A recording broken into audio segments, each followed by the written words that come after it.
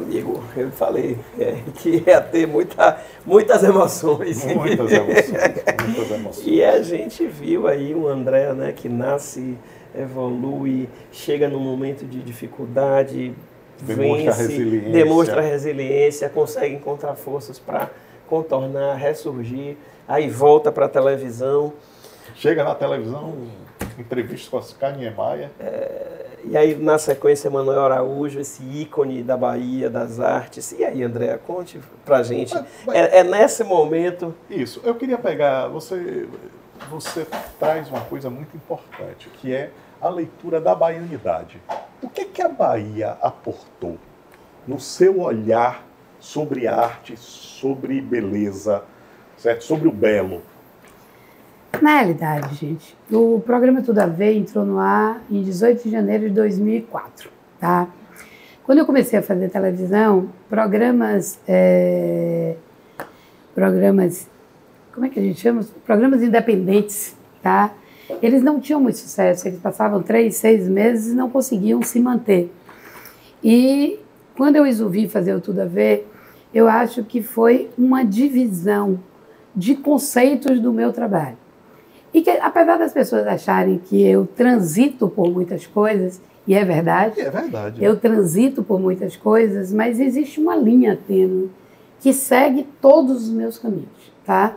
E o que é isso? Se a gente olhar uma vinheta do programa Tudo a Ver em 2004, a vinheta dizia Tudo a Ver por André Avelano, um programa focado em arquitetura, decoração, arte, design, moda, gastronomia e turismo cultural. Então, quando a gente fala de todos esses temas, a gente está falando de comportamento, está falando de pessoas, tá? Então, essa vertente foi uma vertente que ficou no ar durante 11 anos, falando de temas como esse. Na sequência, a gente teve a revista também, que seguia esse mesmo processo de a Bahia, na realidade, é minha grande paixão, tá? Eu sou completamente apaixonada por Salvador. Eu me lembro quando eu até contei da linha de objetos, quando eu criei, que eu coloquei o nome Caroço de Dendê. Eu me lembro que as pessoas diziam, nossa, que nome esquisito, por que você vai botar o nome Caroço de Dendê? Eu disse, porque eu vou fazer uma exposição em São Paulo, onde você tem 500, 600 expositores, e eu quero ter uma marca que quando as pessoas leiam, saibam que é da Bahia, tá?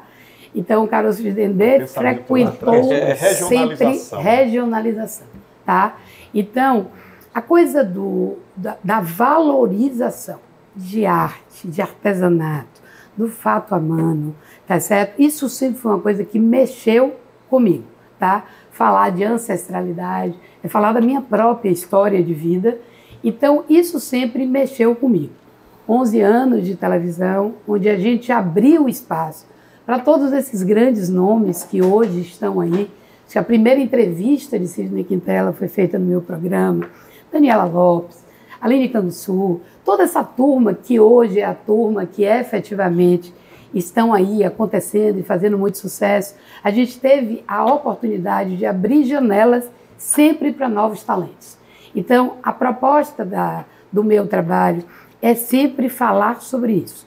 Fazer televisão me deu um aprendizado gigantesco, até porque falar de televisão é falar de uma experiência muito enriquecedora, porque eu saí do zero. A comunicação é uma coisa muito difícil. Aprender isso, né? Do mesmo jeito que eu não fiz arquitetura e decoração, eu não fiz jornalismo.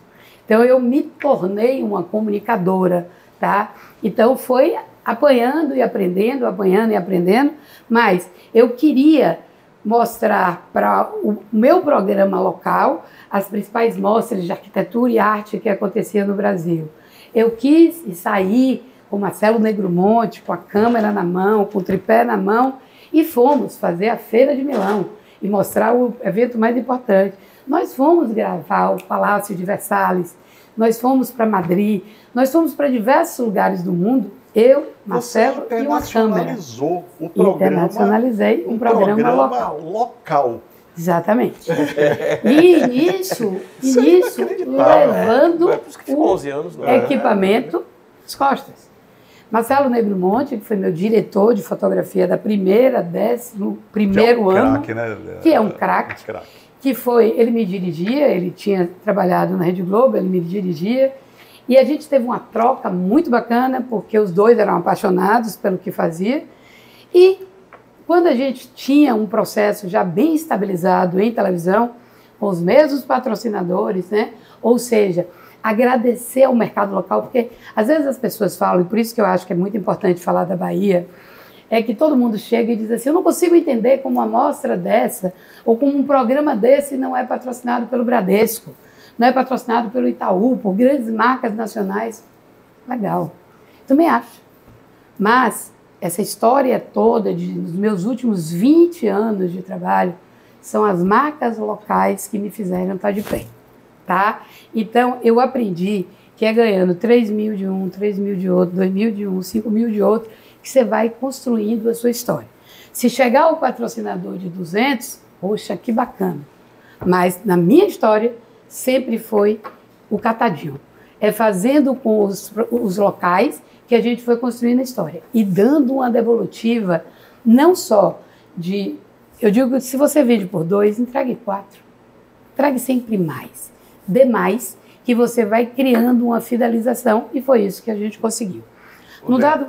Só aproveitando também, para você render uma homenagem e deixar aqui uma homenagem aos artistas, né? Você sempre, né, os artistas, os artesãos, né? Você sempre, no seu trabalho, foi buscar coisas feitas na Bahia, né?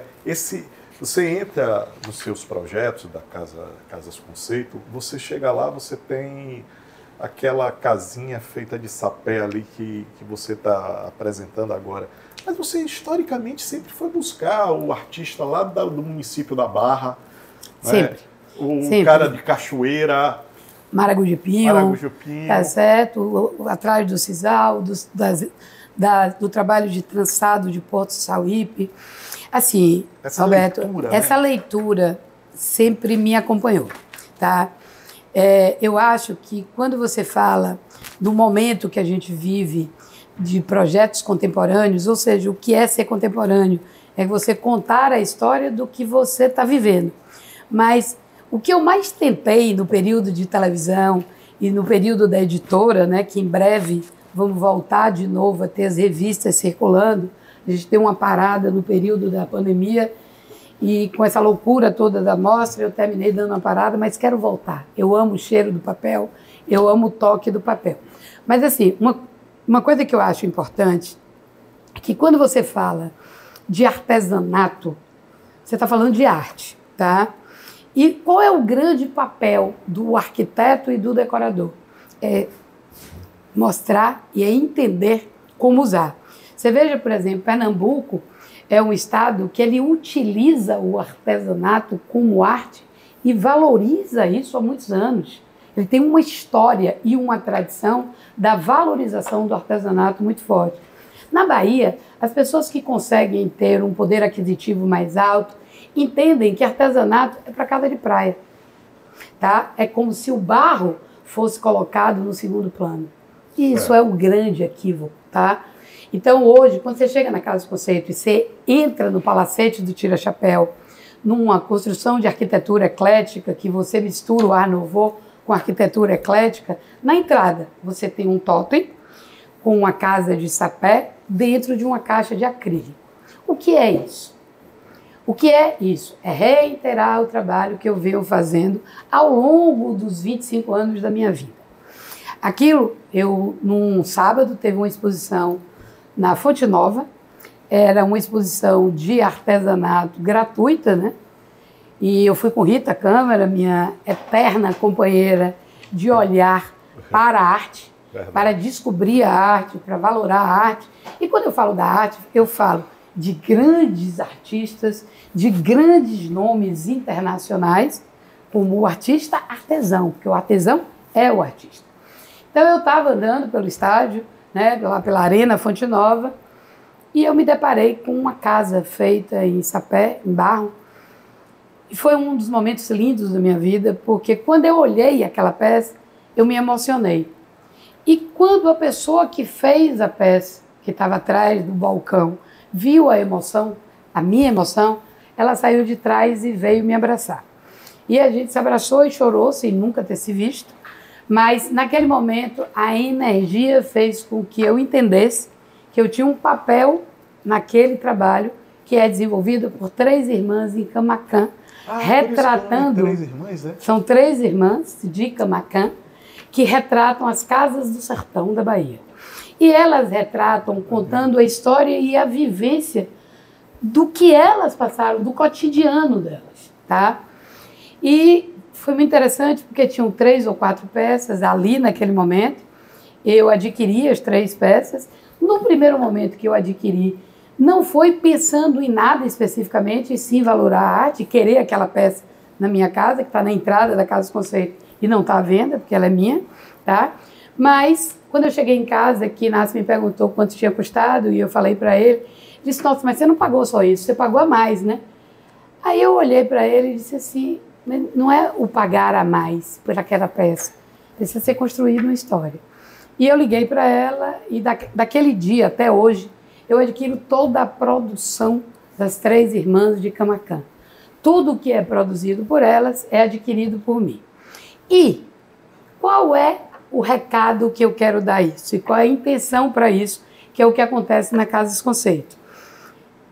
Não é pegar um trabalho de um artesão que retrata o sertão da Bahia, dar a ele uma característica de arte, colocando numa caixa de acrílico em cima de um totem e pegando uma obra de 300, 400 reais e vendendo por 1.500 reais para que eu ganhe em cima do trabalho do artista. Não. O meu trabalho é pegar o trabalho, identificar, fazer a curadoria, envelopar ele e dar a ele um status de arte, vender pelo valor que ele merece. Justo. E na hora que eu vendo, a lucratividade volta a ser dividida com o artista.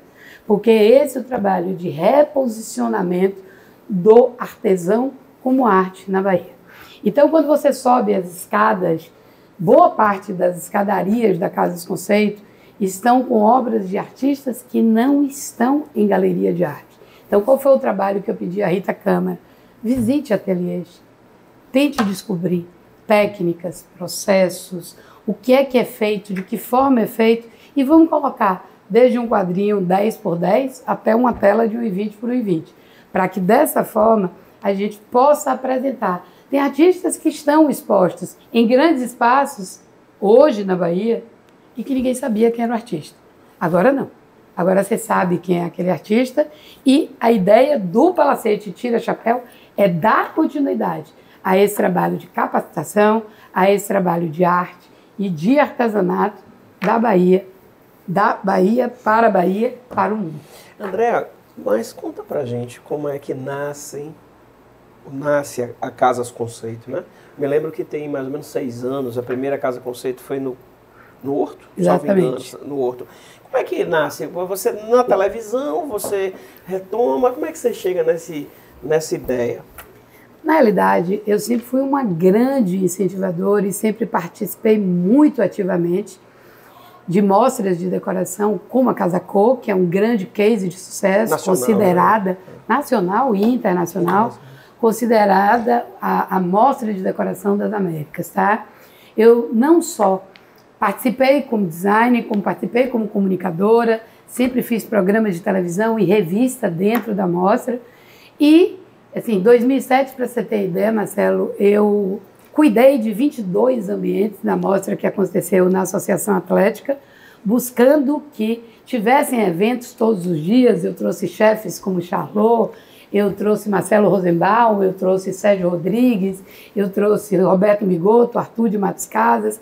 Ou seja, ali em 2007, eu tive um espaço que era o loft da apresentadora, que eu fazia televisão, por sempre entender que era importante essa comunicação. São Paulo com Salvador, Salvador com Brasília, com Goiânia, com Minas. O Brasil precisa ser Bahia e a Bahia precisa ser o mundo, tá? Então, apesar de eu não ter nenhuma relação comercial com a Casa Cor, eu sempre adotei a Casa Cor como um produto da Bahia e sempre fortaleci muito isso. Passados os anos, surgiu uma necessidade minha de criar algo que carregasse o meu DNA. O programa Tudo a Ver tinha o meu DNA, a revista Conceito a Ver, que também rodou aí durante 11 anos, paramos na pandemia e vamos voltar, tinha o DNA. A revista Conceito a Ver, em vários press trip que nós tivemos, onde eram eleitos 5 jornalistas do Brasil, tipo Joyce Pescovitch, Folha de São Paulo, Casa Vogue, e a revista Conceito a Ver, nós viajamos algumas vezes a convite, né, para ir para o Hotel Mandarim de Tóquio, Barcelona, Paris, Madrid, Ilhas Virgens Britânicas, sei lá, eu fiz 15, 20 viagens, uma coisa que eu brinco, Robert, eu brincava muito que quando eu chegava num hotel em Nova York, como Carlyle, e via "Seja bem-vinda, Andrea Bellamy", né, em inglês, aquilo me dava uma emoção grande, porque eu podia estar no Carlyle pagando pela diária do Carlyle, mas não, eu estava ali sendo convidada. E a emoção é a filha de Andrea Bellamy, filha de Baião da Feira, estava ali, em Nova York, em Madrid, em Paris ou em Tóquio, sendo convidada pelo resultado de um trabalho. E a gente fazia, entre os jornalistas, uma escolha de qualidade, de papel, de editoria, de fotografia, e diversas vezes a revista Conceito a Ver foi eleita o melhor veículo de comunicação do Brasil sobre o ponto de vista de qualidade editorial. Então isso sempre me deu muito orgulho, e o que eu queria sempre foi fazer matérias como a gente fez da Chapada Diamantina. Como não falar de novo de Mucugê, como não falar de Lençóis, como não falar da nossa Bahia, como não contar a nossa história. Vamos falar de internacionalizar, nacionalizar e valorar. Por isso, surgiu a ideia de ter a Casas Conceito. Poderia ser uma franquia? Poderia. Poderia ser um caminho mais fácil? Poderia. Facilitaria a vida dos arquitetos, dos designers, dos lojistas, porque não precisariam se dividir? Poderia. Mas não teria o meu DNA. E o meu DNA é Bahia. Eu sou Bahia. Eu quero falar da Bahia. Eu quero reapresentar. Nos últimos 15 meses eu fiz 3 mostras na Rua Chile. Uma no antigo prédio da Insinuante, que estava há 25 anos abandonado, onde eu refiz todas as esquadrias, toda a parte hidráulica, elétrica, pisos e revestimentos. 3 meses depois eu fiz o retrofit do prédio do Gorges, que é um residencial hotelaria com padrão 6 estrelas, suítes de 145 metros, com todas as varandas em balanço, que está concorrendo ao melhor retrofit do Brasil. Foram feitos em 3 meses por 12 arquitetos. E um ano depois eu inauguro o Palacete do Tira Chapéu. André, só para matar a minha curiosidade, minha mãe me levava ali, eu era menino, na Sloper. Qual desses prédios é? O da Insinuante? Não sei. Do lado da Insinuante. Do lado da Insinuante, onde tinha Sloper, eu também ia muito com minha mãe na Sloper, porque era um lugar chique, né? Era loja chique para comprar. A mulher de roxo. E a mulher de roxo sempre na porta. No ano passado, ou na porta ou passando. No ano passado, Marcelo, quando eu inaugurei a Casa dos Conceitos, porque a Casa dos Conceitos da Insinuante é onde a gente teve a primeira escada rolante da Bahia. Isso! Tá? Então a gente brincava subindo e descendo as escadas rolantes. E na inauguração, foi muito engraçado, inclusive quando o prefeito chegou, porque o Guarda Pelé, eu contratei um artista para ser o Guarda Pelé. E Bruno ria muito com o Guarda Pelé na Rua Chile fazendo isso. Eu tinha a atriz vestida da mulher de roxo. Então, reescrever essas histórias faz parte. O tema da inauguração do ano passado foi cabaré, porque o nosso cabaré mais famoso que nós tivemos na Bahia foi na Rua Chile. E todo mundo dizia, você vai criar uma amostra de decoração e a festa vai ser um cabaré? Eu disse, vou, e eu vou ser a dona do cabaré. Então isso é sensacional, reviver isso. A gente criou, reacender. Então assim, o mundo nesse dia da mostra da Casa dos Conceitos de 2023, tinha personagens trazendo os tabloides, tá certo? Distribuindo o tabloide com o gramofone, aquela história toda de contando, né? Chegou, reabertura da Casa dos Conceitos. O que é? 75. abertura do shopping Iguatemi, o processo de decadência da Rua Chile, tá? O que é que a gente vem fazendo e por que que eu quero tanto participar disso? 2022, Santo Antônio Além do Carmo, uma escola abandonada há 25 anos. Eu peguei essa escola, consertei do piso, do teto ao piso, do reforço do telhado, criei toda uma obra, 2.500 metros, e devolvi essa escola para a igreja do Santo Antônio Além do Carmo. Achava que eu estava criando um peru no pires, porque aquilo estava lindo, maravilhoso, mas eu tinha um entorno que não correspondia. Ampliei e resolvi pintar as 25 casas da rua que habitava aquela escola. Ampliei, reformei a Praça do Santo Antônio Além do Carmo. Dei todo o material de tinta para pintar a igreja do Santo Antônio Além do Carmo.